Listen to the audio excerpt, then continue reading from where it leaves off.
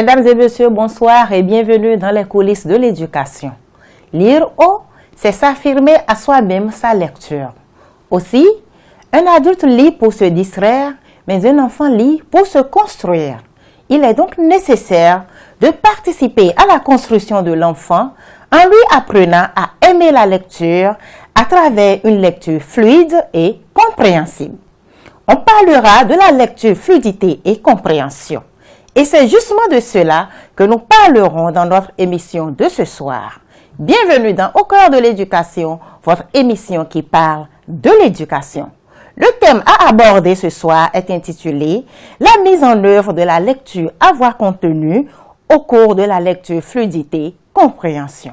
Sans plus tarder, passons à la première rubrique de notre émission intitulée « Découverte » en allant découvrir l'école Maria Gracia située dans la circonscription scolaire d'Abomey-Calavi 2, arrondissement de Godomé, commune d'Abomey-Calavi.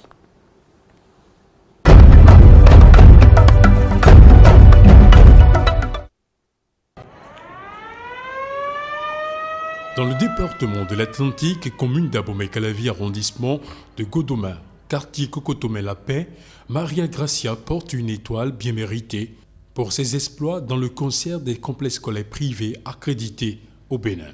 Dans notre complexe, nous avons la section maternelle, la section primaire et secondaire. Depuis l'année passée, il y a une section technique, la G2, qui a été créée. Dans la circonscription scolaire d'Abomey-Calavi 2, où elle a été créée à la rentrée 2014-2015, le complexe scolaire privé Maria Gracia reste déterminé et très objective sur les défis. C'est de devenir une école de référence dans le département, pourquoi pas dans le Bénin entier. Nos performances sont identifiées à travers nos résultats de fin d'année. Surtout dans les classes d'examen, nous avons toujours donné 100%. Au primaire, nous arrivons même à placer des apprenants parmi les 50 meilleurs de notre département et même au niveau national. Pour l'atteinte de la performance tant convoitée, le promoteur reste très sélectif. Nous essayons de recruter des enseignants qualifiés dans les écoles normales. Nous avons mis en place un staff permanent qui suit les enseignants de près. Nous sommes attelés à cette tâche depuis 2016 où notre fonction essentielle est de suivre les enseignants aux côtés de la directrice. On ne va pas là pour faire chef, non, on va là pour régler un problème. Et la formation que nous avons reçue, nous les anciens conseillers pédagogiques, c'est quand ça cale, on décale. Quand l'enseignant est calé, on lui prend la craie, on lui démontre ce qu'il doit faire.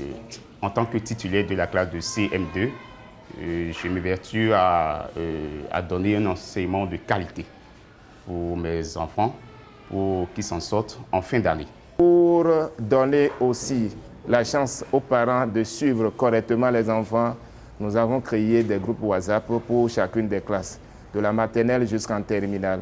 Et cette fois-ci, quand il y a des informations, nous passons régulièrement ces genres d'informations sur ces genres de forums pour que les parents puissent enquérir des réalités qui se déroulent à l'école. Au complexe scolaire privé Maria Gracia, les innovations sont régulières telles la conférence de rentrée et les séances de motivation tenues au profit du personnel et des apprenants. Et c'est justement dans cette école privée Maria Gracia que nous irons suivre une séquence de classe sur la mise en œuvre de la lecture à voix contenue en lecture, fluidité, compréhension au cours préparatoire CP, animé par M. Edouard Tchabi.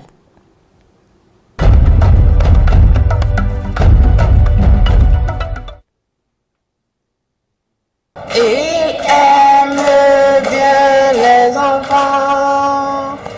Assis. Et soyez. Ah, c'est très bien. Lionel. Dors, c'est bien. Falila. L'eau. Oui, c'est très bien. Light. Ta. C'est bien. Ouvrez votre décodable à la page 151. Anaïs. Pictogramme doigt dans un livre ouvert.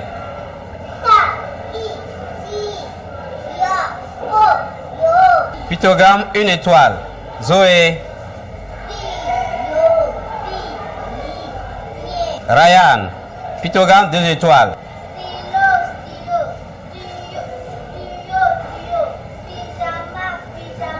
Oui, on écoute ceci. On écoute ceci. Abou est un écolier en classe de CP. Il ne sait pas lire avec fluidité et compréhension. On te demande de l'aider. Tu vas répéter un peu ce que le maître vient de dire. Le maître a dit, Abou est un écolier de classe de CP. Il ne sait pas lire avec fluidité et compréhension. On a dit de l'aider. On a de l'aider. Comment on fait pour l'aider? Oui, tellement. Aujourd'hui, tu vas apprendre à lire avec fluidité et compréhension. Qu'est-ce que tu vas apprendre aujourd'hui? Tout le monde.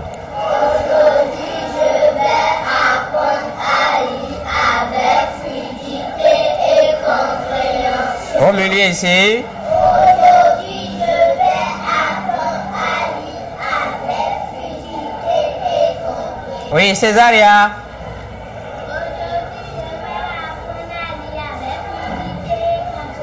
Agboloto. Aujourd'hui, je vais apprendre à lire avec fluidité et compréhension. Lire avec fluidité et compréhension, ça veut dire quoi? Oui, Exaucé. Très bien. Un banc pour lui. Ouvrez le décodable. À la page 152. Page 152. Nous allons lire le pictogramme enfant qui lit. Le pictogramme enfant qui lit. Je lis d'abord. On écoute. Un stylo. Un tuyau. Un pyjama. Une fourmi. Le citron. Un garçon. Nous allons lire ensemble. Allez-y. Un stylo, un tuyau, un pyjama, une fourmi, le citron, un garçon. Maintenant, nous allons lire à voix contenue. Lecture à voix contenue. Nous allons lire ensemble. Je lis. Mon camarade ne doit pas entendre ce que je dis, mais je dois lire et je lis un peu à haute voix. Allez-y, nous allons commencer.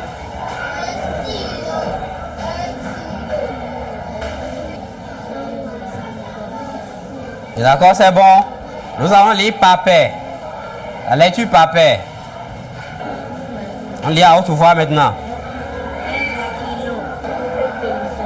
Oui, d'accord, c'est bon. Chacun reprend son livre.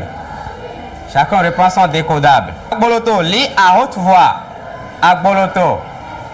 Un stylo, un tuyau, un pyjama, une fourmi, le citron, un garçon. Oui, c'est bon. Sika, à haute voix. Un stylo, un tuyau, un pyjama, un garçon. Jambo, jambo.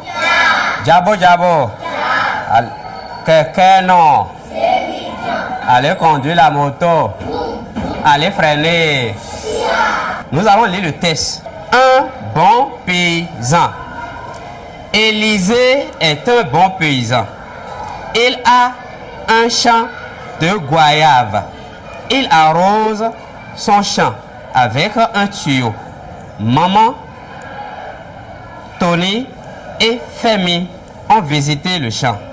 Élisée leur offre de belles goyaves. Ils sont revenus tout joyeux. Le soir, tout le monde déguste des goyaves. C'est bon?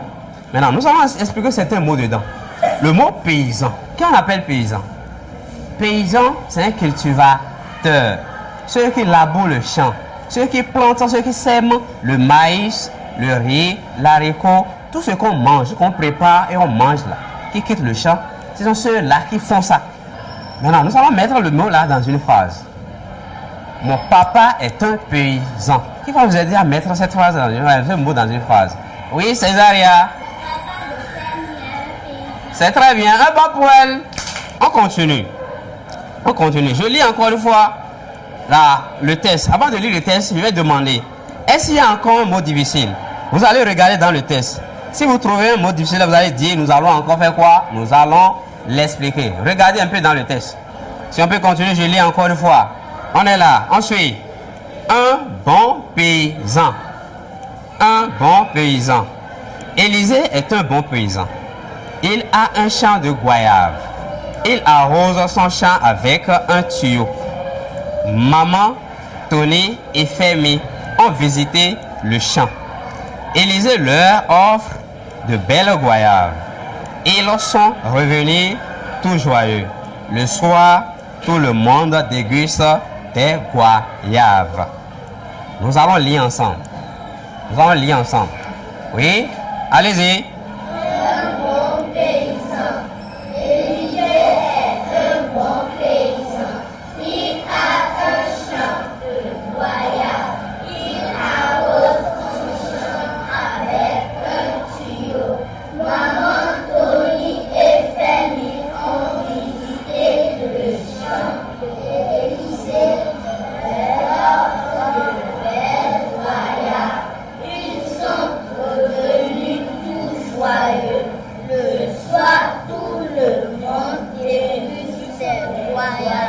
Lecture à voir contenu. Allez-y, commencez par lire. Vas-y. Oui, c'est très bon.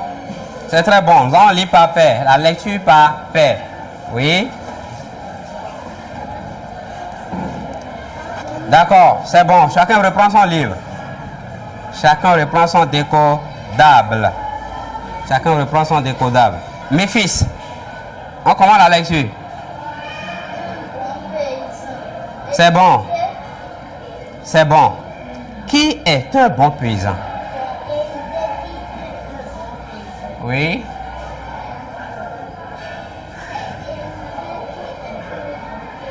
Oui. C'est Élisée qui est un bon paysan. On continue la lecture. Oui. Il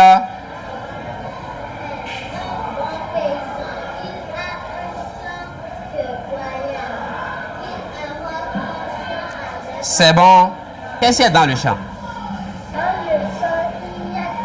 Très bien, bon pour lui. Dans le champ, il y a des goyaves. Appelle quelqu'un. C'est très bien, tellement. Vas-y. Appelle quelqu'un. Appelle quelqu'un d'autre, oui. Dans le champ, il y a des goyaves. On continue la lecture. Oui, Césaria.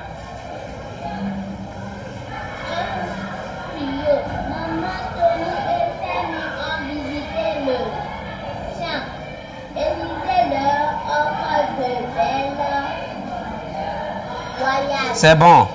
Qui visite le champ de Élisée? Qui visite le champ de Élisée? Oui, Daryl.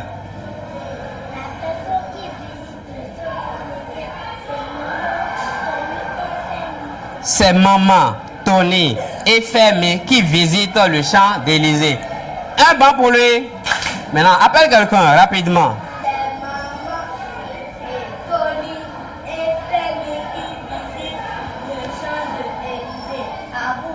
C'est maman, Tony et Femi qui visitent le champ de Élisée. On continue la lecture.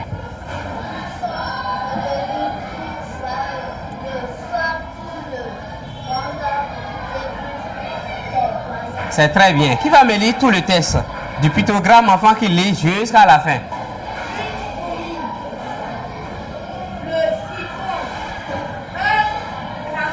Oui, c'est bon. Très bien. Fermez-les. Décodage. On fait les décodages. Qu'est-ce que tu as appris? Qui va me dire ce qu'il a appris? À lire.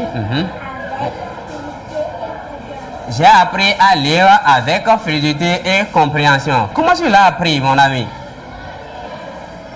J'ai appris à lire sur les tableaux, les lettres, les syllabes et les mots. Après, on a mis dans le décodage et le mettre en commun des profs.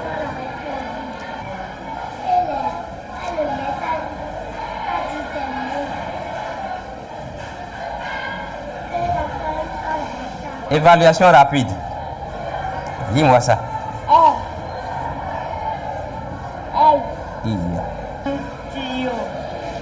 Cette année, Wally et ses camarades ont bien travaillé. Oyinbo a parlé français. Français, Oyinbo a parlé français.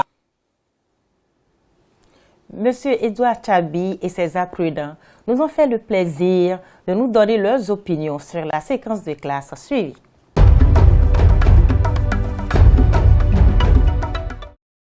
On a lu au tableau, on a lu dans le manuel, on a lu un test.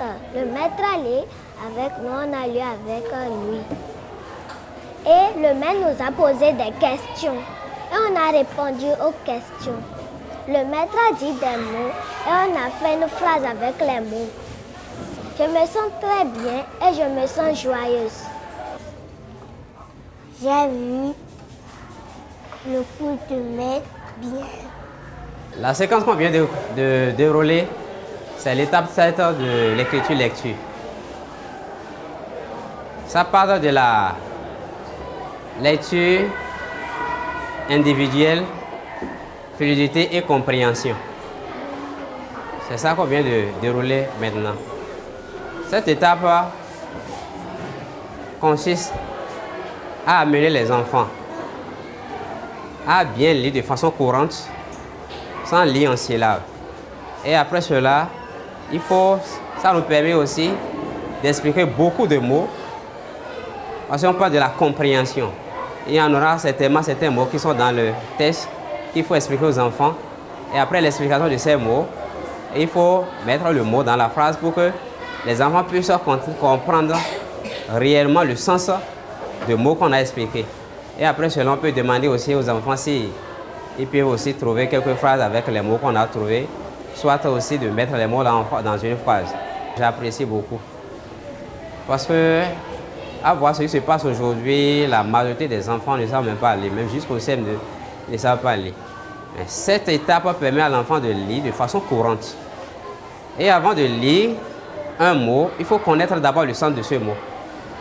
Et c'est ça qui a fait que on commence par la lecture, après la lecture, l'explication des mots. C'est pourquoi c'est une étape vraiment qui me plaît vraiment. À l'endroit de mes collègues, bien vrai, aucune œuvre humaine n'est parfaite. Parce que le travail qu'on fait, c'est un peu difficile. Mais à force de commencer, ou bien à force de faire à plusieurs reprises, on finit par maîtriser l'étape. Parce que c'est une étape à ne même pas laisser. À ne pas laisser. Parce que c'est très important. Et que je dis encore à mes collègues qu'ils fassent l'effort de lire surtout les décodables. Après le décodable, le guide, les étapes à suivre. Quand tu peux suivre déjà les étapes et faire ça bien comme cela se doit, vraiment les enfants vont en bénéficier.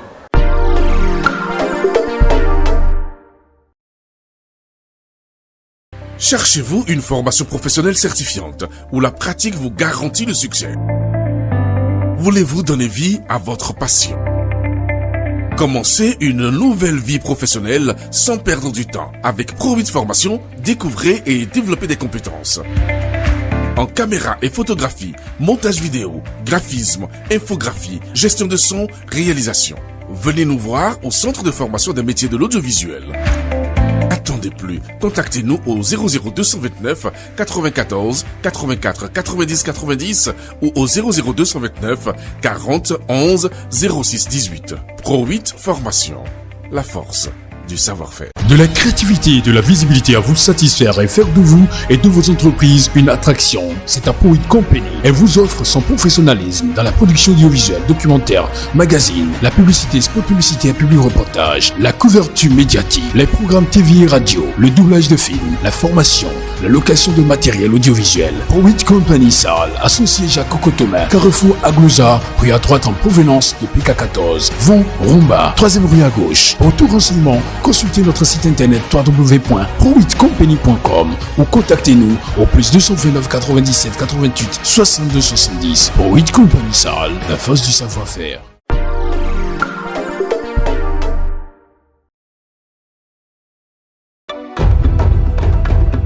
Enseignants, passionnés de la perfection et de l'auto-évaluation, experts et responsables à divers niveaux du système éducatif, partenaires œuvrant pour le rayonnement du système éducatif au Bénin. Une interface vous donne désormais le top tous les mercredis à 18h sur Eden TV. Au cœur de l'éducation, une émission, un bijou éducatif et une vraie vitrine de l'enseignement au Bénin. Savourez-la dans son contenu exclusif fait de découverte pour la visibilité d'une école, séquence de classe pour montrer le déroulement d'un cours, opinion, elle nous fait suivre les appréciations des apprenants et de l'enseignant sur la séquence de classe, décryptage, une véritable évaluation faite par un expert de l'éducation. Dans une aventure de plus d'une trentaine de minutes, gagnez aussi en astuces et conseils utiles.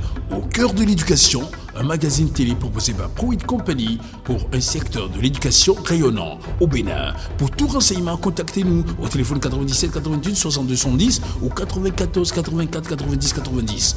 Au cœur de l'éducation, une production de ProWit Company diffusée sur Eden TV tous les mercredis à 18h.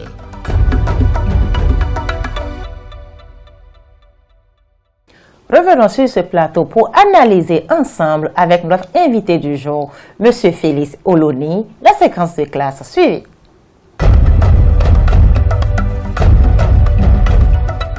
Bonsoir M. Félix Oloni et soyez les bienvenus sur le plateau de Au cœur de l'éducation. Bonsoir madame.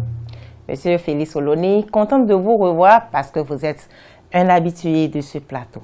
Alors nous avons suivi ensemble une séquence de classe sur le travail de l'apprenant en lecture, fluidité, compréhension. Quelles sont vos appréciations, vos impressions sur le travail de l'enseignant et des apprenants? Mes impressions ne sont pas mauvaises. Nous avons été en face d'un enseignant avec ses apprenants qui ont travaillé de façon active. Et c'est la preuve que dans cette classe, il y a des indices qui montrent que l'enseignant a l'habitude de pratiquer cette étape. Donc, pour l'étude des lettres, au groupe de lettres, il en a l'habitude. Les enfants ont bien réagi, ils ont lu, ils ont bien répondu aux questions. L'enseignant a suivi la méthodologie. Donc, avec ces quelques points, je peux dire que l'enseignant, ou du moins sur cette séquence de classe, m'ont donné de belles impressions. Alors, la séquence de classe vous a donné de belles impressions. Sûrement, dans tout ce que vous avez vu, vous avez aimé quelque chose de plus. Qu'est-ce que vous avez le plus aimé dans la prestation de l'enseignant? Pour une classe de CP, ces enfants arrivent à s'exprimer. Surtout lorsque les caméramens ont posé des questions aux enfants, ils se sont défendus, ils ont dit leur impression. Ils se sont exprimés librement, voyez-vous. Et puis les enfants également, au cours de la lecture, ont lu sans difficulté. C'est pour cela que je disais que vraiment, mes impressions sont bonnes à ce niveau. Voyez-vous, voilà. Ce n'est pas mal. Une leçon de lecture, écriture se déroule en 9 étapes. Et la lecture, fluidité, compréhension constitue l'étape numéro 7. Pourquoi cette place? Pourquoi on a mis la lecture, fluidité à l'étape 7? Est-ce qu'il y a une raison particulière pour qu'elle puisse se mener à cette étape? Ok, merci madame. La lecture, fluidité à la 7e étape.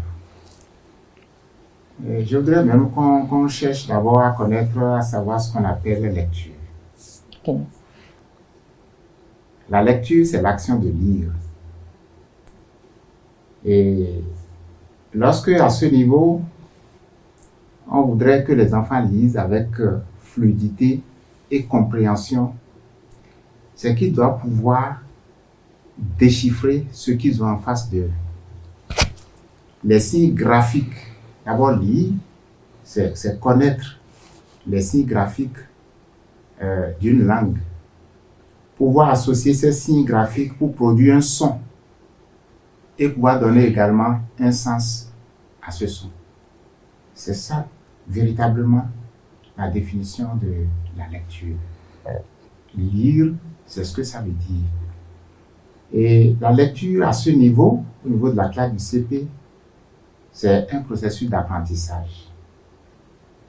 Et lorsqu'on parle de fluidité, la fluidité répond de quoi?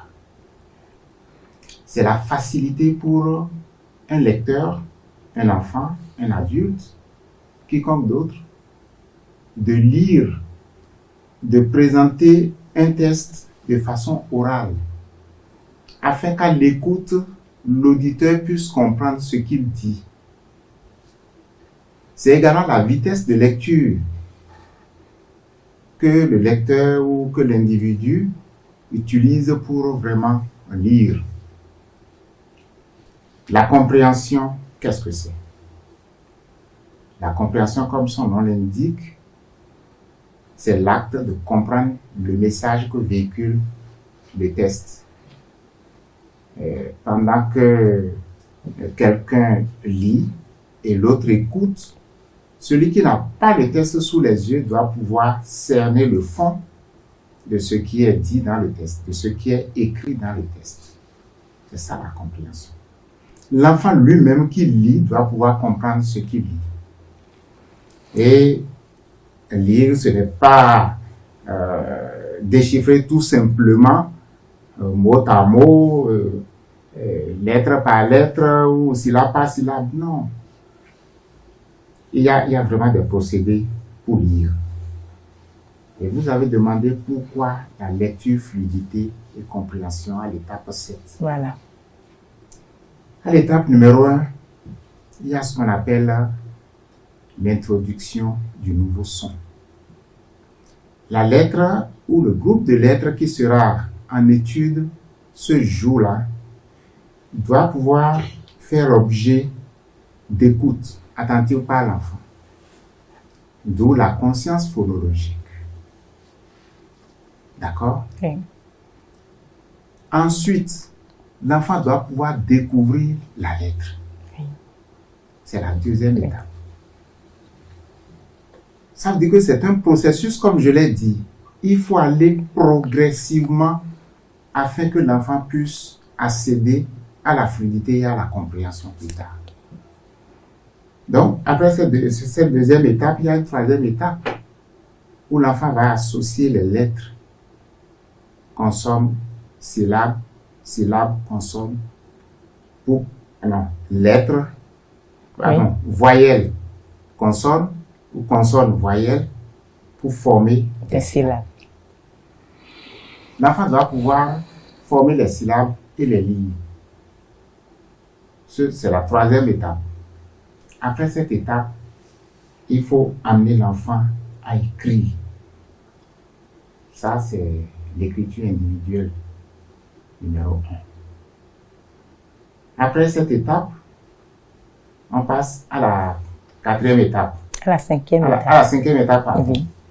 À la cinquième étape, c'est la formation et la lecture des mots.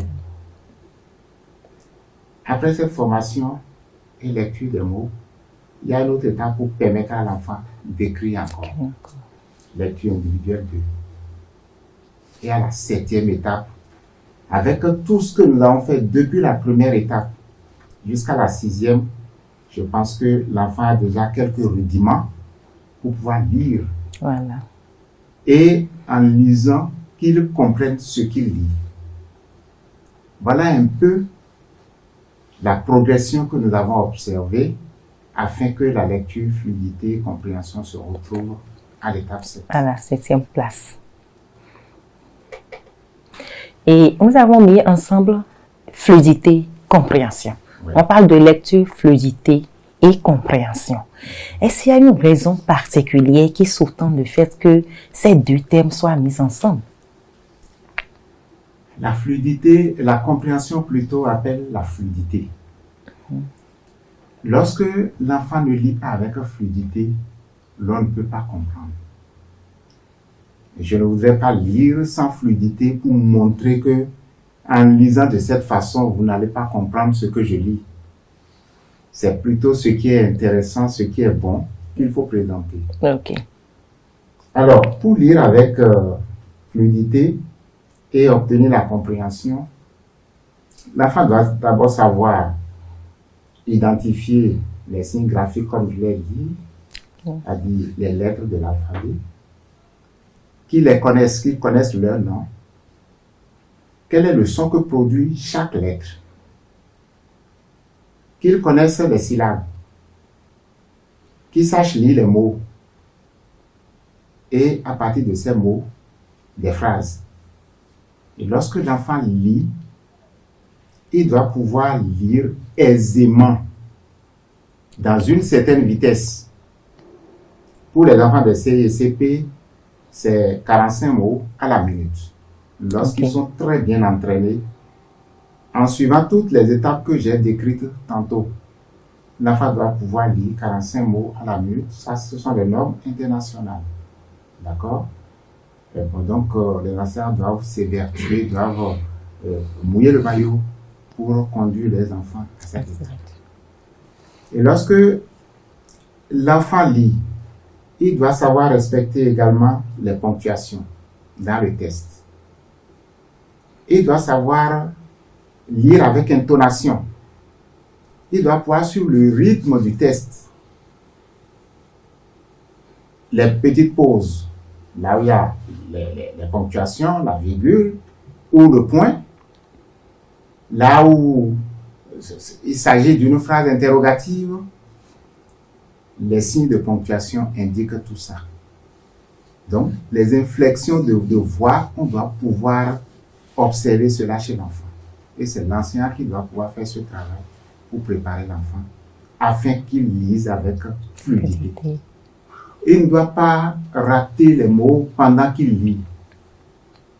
S'il ne lit pas de façon courante, il n'est pas en train de lire avec fluidité. Je dirais même de façon expressive. C'est-à-dire la reconnaissance des lettres, la reconnaissance des mots, dès qu'il voit un mot, de façon spontanée qu'il puisse lire cela. Alors ça veut dire que l'automaticité doit pouvoir être développée chez l'enfant pour qu'on puisse parler de la fluidité. Et dans ces conditions, lorsque toutes ces ressources-là, toutes ces capacités sont réunies chez l'enfant, la compréhension vient automatiquement. Voilà pourquoi les deux mots sont ensemble. Donc, pour qu'il y ait compréhension, il faudrait qu'il y ait d'abord fluidité. Il faut forcément le développement de la fluidité. Ok. Donc, cette lecture, simplement la lecture et compréhension, la lecture fluidité, compréhension, consiste à amener l'apprenant à lire avec automaticité, en respectant les différentes ponctuations, les tons, tout, pour pouvoir comprendre. Puisque là, c'est une lecture. S'il lit, il doit pouvoir s'écouter et comprendre ce qu'il est en train de lire. Oui. Voilà. Puisque le texte véhicule un message. Un message. Et lorsque l'enfant ne respecte pas tout ce que je viens de citer, ça devient une lecture fleuve. Ok. Est-ce qu'on peut là maintenant trouver une différence? Est-ce qu'il y a une différence entre la lecture fluidité et compréhension et une lecture simplement oralisée? Une lecture, même la lecture fluidité et compréhension dont nous parlons, c'est également une lecture oralisée. Oui. Elle peut être également une lecture silencieuse. D'accord? Mais ici, comme nous sommes en apprentissage, nous avons besoin d'entendre ce que les enfants lisent pour savoir s'ils savent lire ou non. Ok. Surtout en leur posant des questions sur les textes qu'ils ont lus. D'accord? Par contre, la lecture à haute voix simplement qui ne respecte rien, c'est ça que j'appelle lecture fleuve. Il y a une grande différence. Même en lisant à haute voix, sans que la lecture ne soit à voix contenue, il faudrait que l'on puisse bien écouter ce que l'enfant dit, que l'enfant même prononce correctement les mots. Dès qu'il prend le test, il a le test sous les yeux, il lit les mots tels que ça doit se lire, sans rater, sans s'arrêter, sans bégayer, et pour que l'on puisse le comprendre. Et là également, il faut qu'il sache bien prononcer les mots. C'est très important. Bien articuler les mots. Ok. Voilà. Alors, compte tenu de la spécificité de cette leçon, est-ce que l'enseignant pourra en 45 minutes amener tous ses apprenants à pouvoir lire effectivement avec fluidité et compréhension? Ok, merci madame, une très belle question. En réalité, ce n'est pas le jour où on arrive à l'étape 7 que l'enfant apprend à lire avec fluidité et compréhension. La lecture, fluidité et compréhension, il faut comprendre cela comme un aboutissement d'un processus. Okay. Que nous avons cité tout à l'heure. Que j'ai cité tout à l'heure. Alors, si toutes ces étapes-là avaient été très bien menées, le jour où on arrive à l'étape 7, l'enfant doit pouvoir lire avec fluidité et compréhension. Okay. C'est un aboutissement, c'est une résultante. Nous sommes d'accord. Toutefois, ce jour-là, on ne va pas laisser ceux qui, si éventuellement il y en avait qui ne savent pas lire, on ne va pas les laisser en rase. Voilà. Non. L'enseignant, pendant que... Il s'agit là de la lecture individuelle. Pendant que les enfants sont en train de lire, à voix contenue, l'enseignant fait le tour. Vous l'avez vu tout à l'heure. Il fait le tour, il circule, il demande aux enfants, il suit les enfants. Quand ils lisent, il note déjà les difficultés par endroit. Il y en a qui lisent bien. Parce que toutes les étapes ont été bien menées, les enfants bien suivis, ils ont compris. Il n'y a pas de problème à ce niveau. Mais là où il y a quelques poches de difficultés, allez, il essaie de procéder à un feedback correctif. Voilà. Ça veut dire que il fait appel, il rappelle aux enfants les prérequis. Les différentes étapes que j'ai citées tout à l'heure. Au besoin, il rappelle tout ça. Si c'est une syllabe qui bloque l'enfant à travers un mot, il demande, ou bien un mot qui bloque l'enfant dans sa lecture, il peut l'aider à découper le mot en syllabes et puis l'enfant va se retrouver. Donc, le feedback correctif doit être systématique. Et c'est au niveau de la lecture à voix contenue. Oui. Lorsque les enfants, chaque enfant est en train de lire, l'enseignant doit pouvoir faire un feedback correctif. Est-ce que vous pouvez aller un peu plus en profondeur, mieux expliquer à ces apprenants comment est-ce que ce feedback correctif doit se faire? Parce qu'on se dit que si les enfants ne comprennent pas, ils ne peuvent pas lire.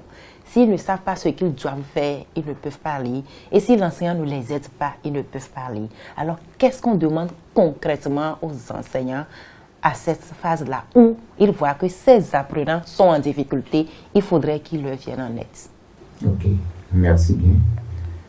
En fait, le feedback correctif ici, c'est un retour sur les apprentissages. Okay. Et nous sommes là dans le cadre de l'évaluation formative. Oui. Lorsqu'ils constatent que les enfants rencontrent des difficultés, je prends par exemple le mot ludo. Voilà. Que l'enfant ne sait pas lire. Quand il arrive, la lettre L a été déjà étudiée. Oui. U, déjà étudié, D, déjà étudié, O, déjà étudié.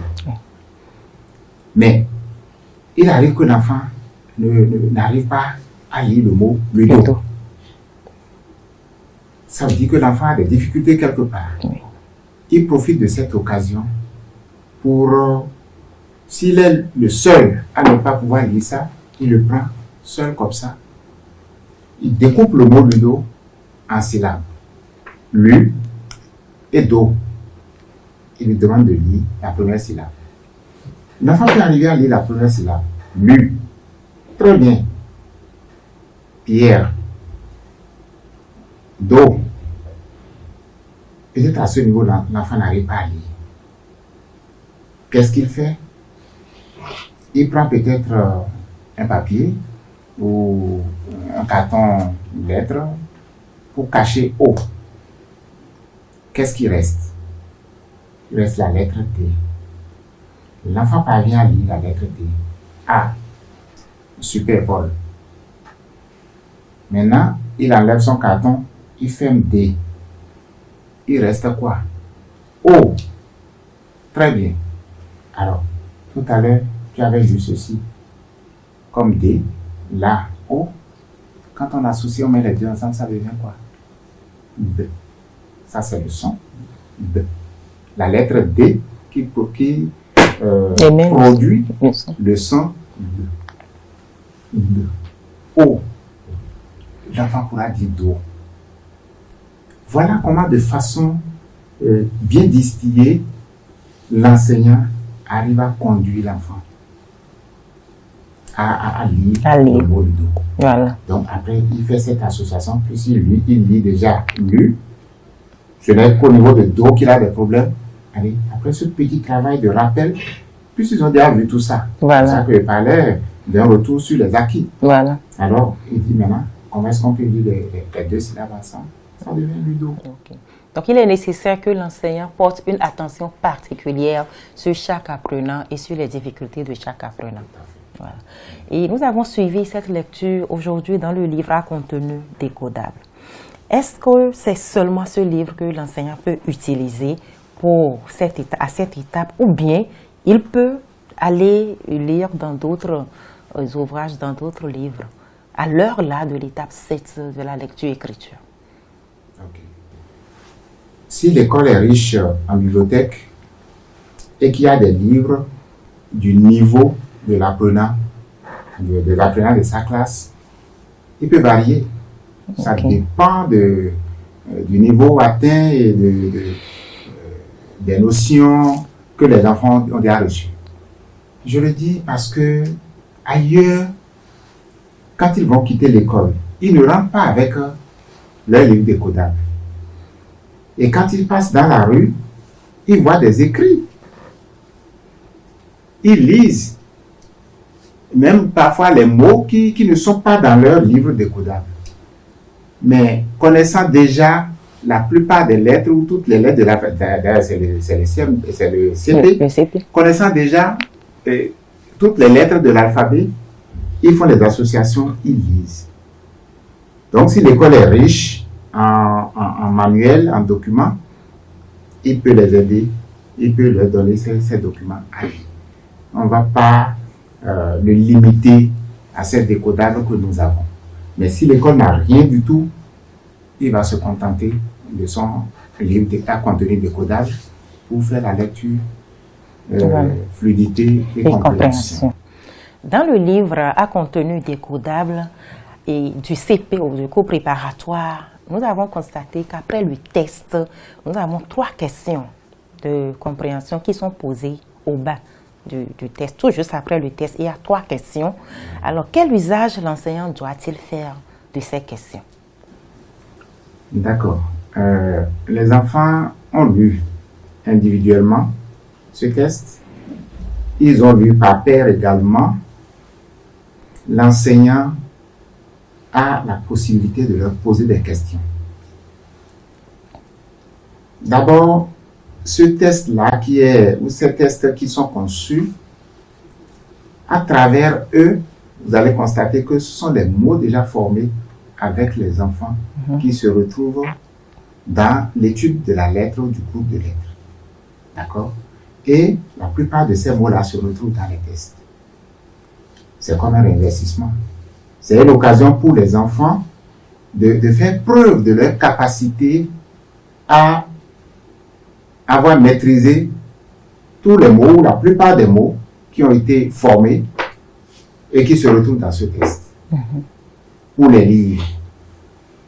Ensuite, les questions qui sont posées conduisent les enfants à démontrer leur degré de compréhension de ce test-là. Tout à l'heure, ils ont lu un test sur le monde paysan, je crois, où ils ont consommé la goyave et tout ça. Des questions ont été posées. Qui est-ce qu'on appelle paysan? Ils ont expliqué. Ils ont construit des phrases, le maître en a construit, et les enfants également en ont construites. Donc, c'est le moment pour les enfants de comprendre le contenu du test. C'est un entraînement. C'est un entraînement. Et quand les enfants arrivent à s'en sortir, à répondre à ces questions, c'est la preuve qu'ils ont compris le contenu de ce test. Et là, nous avons des questions qui portent sur qui, quoi, comment. Et bon, c'est le CP, même le pourquoi. Si dans le test, il y a un passage qui fait appel à cette question et que les enfants ont bien compris, je crois qu'ils pourront répondre. Okay. Donc, ce sont des questions très importantes pour construire la compétence. Juste dans la définition de la lecture, c'est construire du sens. Hein. Voilà. Il n'y a pas lecture sans compréhension. Non. Lorsqu'on ne le comprend pas, on n'a pas lu. Non. Voilà. Lorsqu'on n'a pas compris, c'est comme si on n'a pas lu. Voilà. Et lire, c'est pouvoir déchiffrer, comme je l'ai dit, et donner un sens. Donc, il n'est pas question qu'on fasse la lecture fluidité compréhension en 45 minutes et ne pas poser ces questions aux apprenants. Non, c'est pas bon. Voilà. Il est nécessaire que les enseignants posent aux apprenants les questions de compréhension du livre à contenu décodable pour s'assurer que les apprenants ont effectivement compris. Alors, quels sont les avantages de ce type de lecture pour les apprenants? Les avantages de ce type de lecture pour les apprenants, cela les prépare à leur vie de demain. Ok. Ça va enrichir leur vocabulaire, ça va enrichir leur façon de lire. Ils seront des lecteurs autonomes. Ils pourront facilement apprendre leurs leçons, parce que même il y a de petits tests que les enfants voient au tableau. N'importe où ils sont, ils pourront lire. C'est une lecture à encourager. Les enseignants doivent vraiment se mettre au pas, s'il y en a qui ne s'étaient pas mis au pas, pour essayer de conduire les enfants à cette compréhension. Il y a une fille de la classe de CP qui a dit tout à l'heure qu'elle est heureuse. Elle a lu, elle a répondu aux questions. Elle a compris. Elle a compris que le maître a posé des questions auxquelles elle a répondu. Elle dit qu'elle est heureuse. Elle est heureuse pourquoi? Elle est heureuse parce qu'elle a compris le contenu du test qu'elle a lu. Voilà. Après avoir répondu aux questions du maître. Merci, Monsieur Félix Oloni. Nous sommes pratiquement à la fin de notre émission. Nous n'allons pas vous laisser partir sans vous demander de donner encore quelques conseils aux enseignants pour qu'ils puissent mieux réussir leur leçon de la lecture fluidité et compréhension en lecture-écriture, bien sûr. Ok, merci beaucoup. Bon, comme question ou invite à mieux faire, nous sommes dans un processus de révision des curricula en CICP, en français et en mathématiques. Il faut avouer que nos petites incursions dans certaines classes ont montré que quelque chose est en train de se faire dans ces classes. Okay. Les enfants aujourd'hui arrivent à lire dans les classes où le travail se fait effectivement. Ces enfants que j'ai vus tout à l'heure, quand ils seront au CE1 l'année prochaine, ils auront moins de difficultés à apprendre leurs leçons, puisque ce sont eux-mêmes qui vont copier les leçons dans les cahiers. Ils auront moins de difficultés à apprendre ces leçons. Donc, je voudrais inviter les uns et les autres, je vais parler des enseignants, pour que dans leur pratique pédagogique, ils fassent très bien le travail comme il se doit, comme cela est prescrit dans les guides de l'enseignant. Tout est clair dedans. Et l'enseignant que nous avons observé tout à l'heure a fait vraiment l'effort de respecter cette ligne de conduite. Seulement ce que j'ai voulu qu'on lui apporte comme aspect perfectible, c'est la prononciation. Voilà. La prononciation connaît quelques problèmes à son niveau, au niveau des enfants également. Il faut écouter ce que les enfants disent. Et dans ma présentation tout à l'heure, je disais que les éléments, les indices qui conduisent à à la fluidité, au nombre de ces éléments-là, il y a la prononciation des mots. Voilà. Et c'est depuis l'introduction de la nouvelle lettre que les enfants doivent déjà, oui, même au niveau de l'introduction du son. Depuis l'étape 1. Oui, depuis l'étape 1. Les enfants doivent écouter correctement comment la lettre ou le groupe de lettres se prononce. Okay. Quel est le son que ça produit? C'est par là que ça commence. Et quand on sera à l'association des lettres pour former les syllabes, il faut que le même travail soit fait à ce niveau afin que les enfants, lorsqu'ils vont former les mots, qu'ils puissent lire ces mots-là avec expression. La prononciation est très, très, très déterminante. Elle est importante. Voilà. Merci beaucoup. Je les invite vraiment à faire le travail comme il se doit pour le bonheur de nos enfants, pour le bonheur du système éducatif. Merci. Sûrement, vous avez un mot de fin à dire. Je remercie l'émission. Je remercie les autorités du ministère de l'Enseignement maternel et primaire encore une fois et les organisateurs ici présents pour cette émission. Et vivement, je souhaite que d'autres émissions soient également organisées, puisque là, c'est une vitrine du ministère de l'Éducation qui va impacter tout le terrain pour faire voir réellement ce que nous sommes en train de faire. Donc, je vous remercie. Merci, chers téléspectateurs. Nous sommes à la fin de cette émission et retenez que l'enfant lit pour se construire. Il est donc nécessaire d'amener nos apprenants à lire pour pouvoir se construire. Merci et à la prochaine. Vous pouvez continuer de nous suivre sur nos réseaux sociaux et sur notre site web www.pro8compagnie.com.